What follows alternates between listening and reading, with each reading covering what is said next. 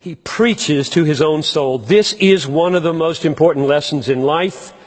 Verse 5, why are you downcast, O my soul? So he's talking to his soul.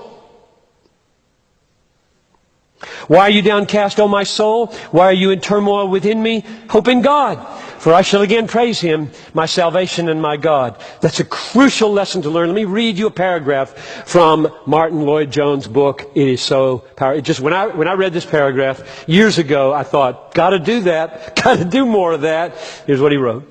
Have you realized that most of your unhappiness in life is due to the fact that you are listening to yourself instead of talking to yourself? Take those thoughts that come to you the moment you wake up in the morning. You have not originated them, but there they are, talking to you. They bring back the problems of yesterday. Somebody's talking. Who's talking? Yourself is talking to you. Now this man's treatment in Psalm 42 was this. Instead of allowing this self to talk to him, he starts talking to himself. Why are you cast down, O my soul? He asks.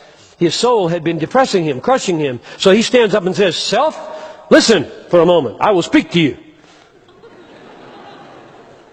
Do you do that? I find that, given the way I'm wired, much of my self-talk is very defeatist. I tell myself all kinds of bad news. And I can imagine my bad self saying, you're supposed to be giving me good news. I've got the bad news.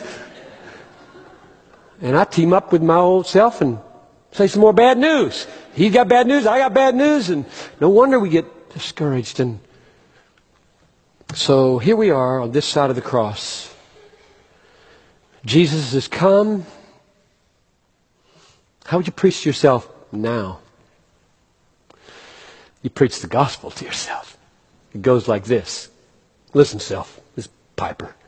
Listen, if God is for you, who can be against you, self?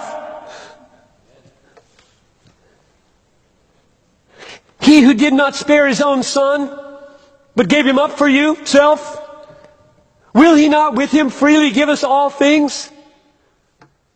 Who shall bring any charge against you, God's elect?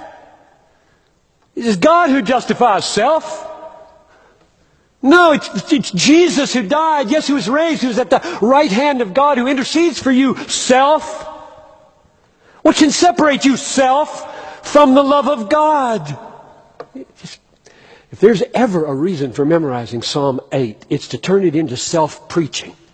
To preach to yourself, because those words are dynamite for deliverance from 100 circumstances.